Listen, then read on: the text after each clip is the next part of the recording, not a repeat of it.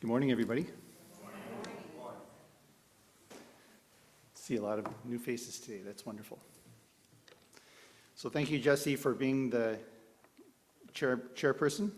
And thank you all for coming today, both in person and on Zoom. So today I'd like to talk about karma and the Buddhist understanding of karma. You know, karma is a term used frequently in social media and popular culture. It's even in the name of pet food, cosmetics, clothing lines, and many other things. It's even the name of your credit score, right? I saw a commercial on the TV called for Credit Karma. And Credit Karma's tagline is, karma you can count on. So it implies that karma is, there's a certainty about karma, right? But I'm not so sure about that. You know, there's even a cannabis store here in Lincoln Park called Karma Club. So pop music has had many hits using the thought of karma in its lyrics. There's Instant Karma by John Lennon. Your old-timers may know that one. I'm looking at Gillian and Ellen. Yeah. You know, he sung about the effect of one's actions is very immediate rather than borne out over a longer period of time. And then there's Karma Chameleon by Culture Club in the 80s. Boy George sings about the ways we try to hide our misdeeds. He says, we all try to become karma chameleons, changing our morals to fit the situation and the people we accompany. So I like this reference as it reminded me of the quote from Shinran that says, we try to outwardly show how wise we are when really we are foolish beings inside. You know, the song tells us that we still receive true karmic effects even if we are not true to ourselves. You know, even Taylor Swift, right?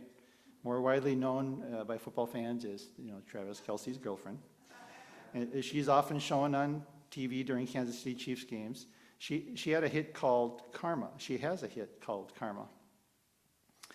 So one of our MBT members, who is a professor of religious studies at Northwestern University, was interviewed, giving her thoughts on Swift's interpretation of karma. And if you you can Google that. You can hear her interview. So being the teacher that she is, she gave her a grade of B in her interpretation. You know, her song lyrics are open to interpretation as most song lyrics are, but from a stylistic point of view, you know, they're very catchy. And I'm not a Swiftie, right? You know that. And I don't, yeah, sure. And I don't know enough about Taylor Swift to fully understand the hidden meaning she's referencing about her past. But I understand she's a positive role model, leads an authentic life, and encourages others to do so as well. And it seems, in the song, it seems like she's declaring good things to happen to her since she is setting a good example of herself. So some of her lyrics include, karma is the thunder rattling your ground. Karma's on your scent like a bounty hunter. Karma's going to track you down. So it sounds like she's saying karma is unavoidable, which I agree with.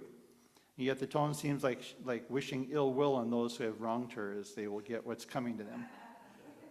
Ironically, it's also important to know that even expressing statements like this or singing this song also has karmic effects. So being a cat person, I like the line, karma is a cat purring in my lap because it loves me. And I also like the line, karma is a breeze in my hair on the weekend. Because we really don't know the direct or indirect effects of all of our actions. It can be as subtle as a breeze on the weekend. However, I do get a sense that she thinks karma is a powerful thing. You know, karma is used very broadly in her song, but what is the Buddhist understanding of karma? Like in the song, it's often mistakenly used in the sense of either a reward or punishment for something done by an individual. For instance, an example I recall hearing during the Trump administration was President Trump's diagnosis of COVID-19 was due to his karma. This is implying he's being punished for his actions surrounding his management of the pandemic, like it's being controlled by some sort of deity or some controlling factor. And unlike the Taylor Swift lyric that says, sweet like justice, karma is not a tool to judge one another. Karma is not retribution. It's not based on moral judgment like in some religious traditions where there will be a reckoning, settling, or getting your just desserts. The Buddhist understanding of karma is action. It is cause and effect. Thoughts, speech, and action create action. But karma is not mechanistic, it's dynamic. As humans, we do not know the extent of these effects and how far-reaching they are, even beyond our lifetimes. Early use of karma was associated with rebirth. One's thoughts, speech, and action resulted in a more favorable or unfavorable rebirth. But rather than rebirth or reincarnation, a way for us to think about it is the continuation of all actions. There's not a one-to-one relationship between cause and effect. You know, there can be consequences that are direct results of actions, speech, and thoughts, such as the example of catching a disease due to ignoring scientific warnings. This is still karma, but it's not limited to this result and is not based on judgment or retribution. And karma is also not isolated in time. Causes and conditions do not have a defined start date and completion date. Buddhist understanding of time is not linear. You can also affect karma as it is not fate or destiny. We cannot change the past, but you have the ability to make decisions to influence future karma. We have real choice in our lives. Karma theory encourages us to go forward and develop so as not to get bogged down in guilt. It gives us a clear picture of how to think of ourselves, how to observe ourselves, and to recognize our particular habits and tendencies, and by doing so, find a way to act in a different manner and become a different person. You know, Buddhism is about human experience and how we handle it.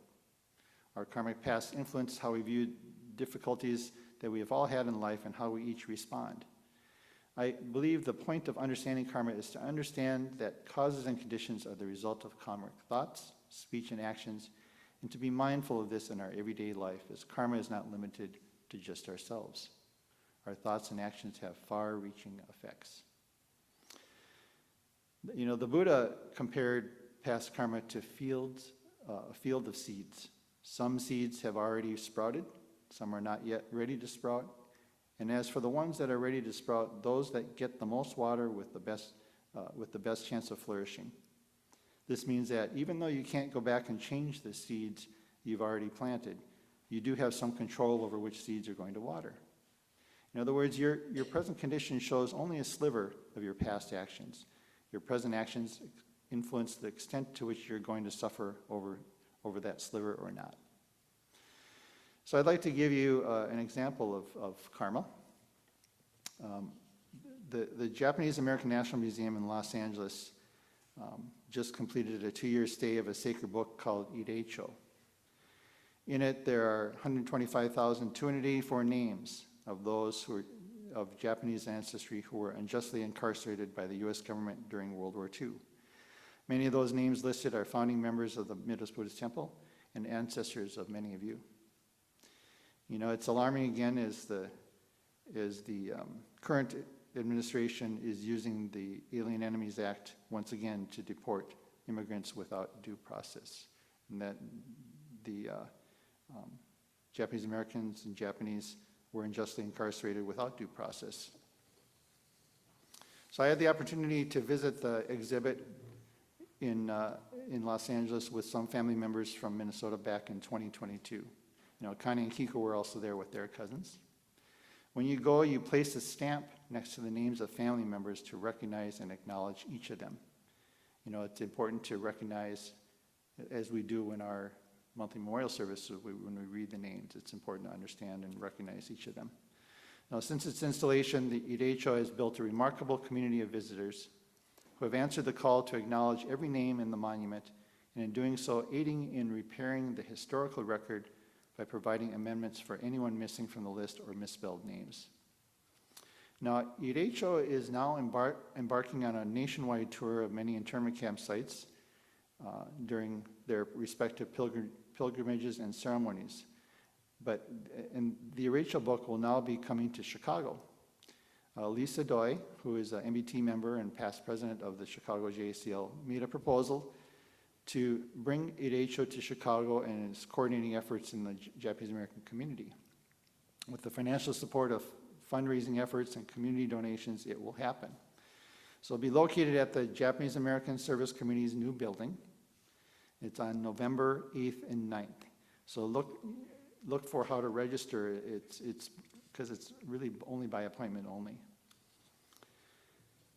The book monument is seen as playing a role in the process of repairing America's racial karma. The effects of intergenerational trauma is karma. I know how I was raised, and my childhood was the direct result of my parents' and grandparents' experience of being marginalized. They were strongly influenced by the effects of racial discrimination. We are the recipients of the experiences of our ancestors past. Camp survivors, their children, grandchildren, great-grandchildren have come to mark the date show to acknowledge a name in the monument that exists, that links the past to the present. Families like mine have made a pilgrimage to the Book of Names, linking siblings and cousins from all over the country. The sacred book is a national memorial, which changes with each stamp. We cannot change the past, but we can affect future karma through our thoughts, speech, and actions. And that is what this memorial is doing. We can be grateful for the lives of our ancestors, for what they have given us, and what our karmic paths have brought us together today. And every decision, act, thought, and gesture is action that results in a continuation.